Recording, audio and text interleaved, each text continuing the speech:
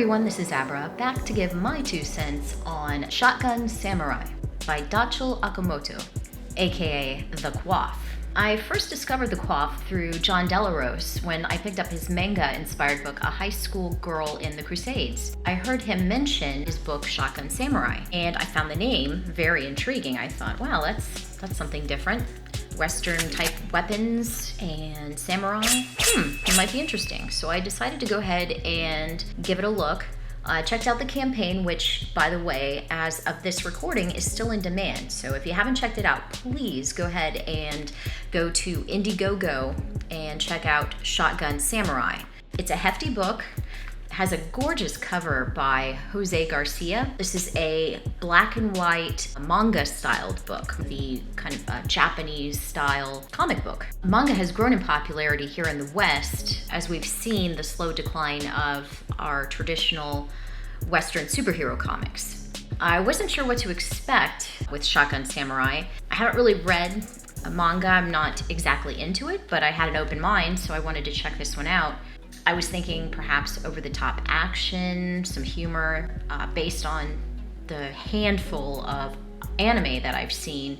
So I got into it, and it started out, it did seem like your typical over-the-top action with the humor. The book is broken down into 11 chapters, and right away it gives a nice description of the Legend of the Dragon Sword, which in this book is the Shotgun Samurai's shotgun.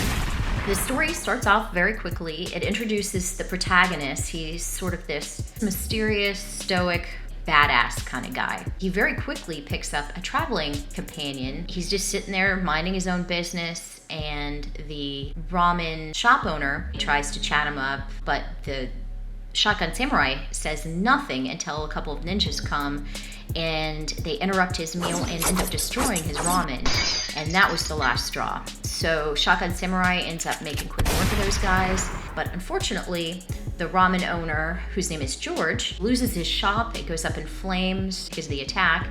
And so he is determined that, hey, since the Shotgun Samurai is responsible for him losing his business, well, he's going to be Shotgun's, I guess I'll just refer to him as Shotgun. He's going to be Shotgun's new traveling companion. So the duo quickly morphs into a trio. There is this ninja assassin named Tofu. She also becomes part of the team. She first comes out, she tries to take Shotgun out, but they have this really quick back and forth, nicely drawn fight. He just quickly puts it out there that he's turned a new leaf. He's not working for his old master anymore. And very quickly she's like, oh, well, if you're not working for him, cool, we can be friends. One thing I noticed was during this tussle, Shotgun seemed to display something kind of akin to the spider sense that we see from Spider-Man. He kind of gives off this vibe like, hey, something's not right here. The story is mostly lighthearted until the end of chapter 3, and then a new adversary is revealed. And then soon there's this epic fight between the stranger, Shotgun, and Tofu.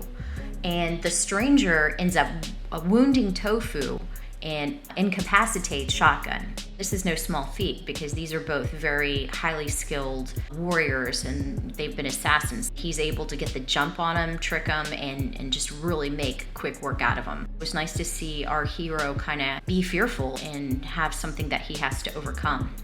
Right when he has Shotgun and Tofu where he wants him, he could just end it right there, but I think he finds that it's too easy, and he decides to reveal his identity to Shotgun in order to really sting the samurai. It has a very kind of intensive emotional vibe, sort of in the vein of I Am Your Father, from Star Wars. It was kind of shocking in a way, and it reveals a part of Shotgun Samurai's past that I'm sure he would like to forget.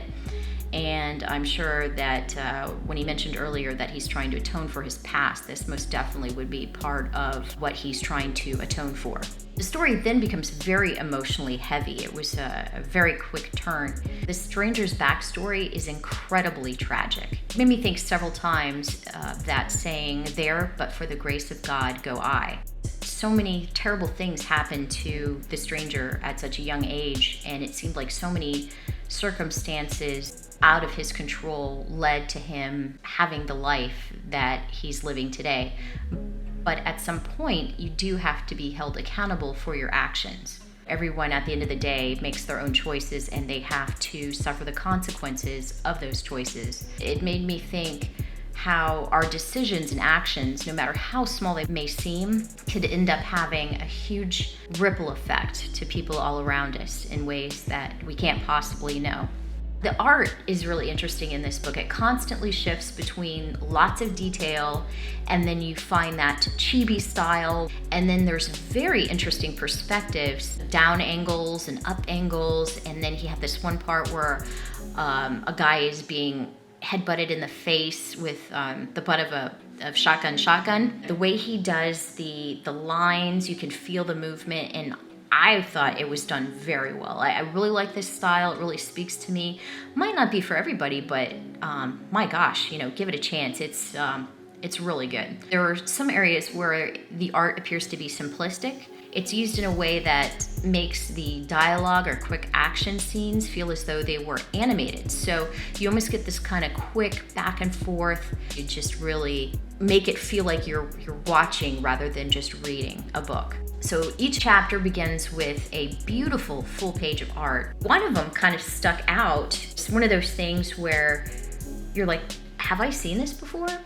And I just immediately got the impression of that classic retro Star Wars A New Hope movie poster. And so I couldn't resist. I had to ask Quaff, are some of these art pages that appear before each of the chapters, are they homages to various movies? And I mentioned specifically the Star Wars one, and then he said, not all of them, but the Star Wars referenced one is. This graphic novel, Manga, expertly weaves very different emotional tones together. I felt that the main characters or the two main characters in a way, the main protagonist, Shotgun, and then the stranger, I felt that they were very well developed and have depth. I am looking forward to learning more about Shotgun's past. And I have to say, excuse the pun, but I was blown away by this book.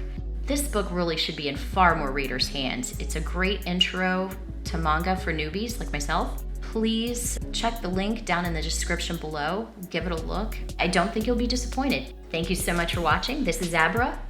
Till the next time.